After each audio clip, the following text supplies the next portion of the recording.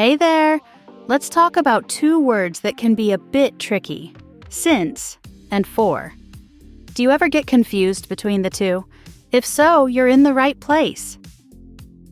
Think of since and for as two best friends who help us talk about time. They love hanging out, but they each have their own special way of doing things. Let's call since the specific buddy. Use since when you want to talk about a specific starting point in time.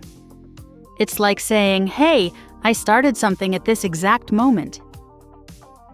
For example, "I've lived here since 2020. This means I moved in at the beginning of 2020. We can call for the duration buddy. Use for when you want to talk about how long something has lasted. It's like saying, "I've been doing this for a certain amount of time." For example, "I've lived here for 5 years. This means I've been living here for a total of 5 years. You can use them together too. For example, "I've been playing soccer since 2015 and I've played for 10 years. If you enjoyed the video, don't forget to give it a thumbs up and share it with your friends. See you next time!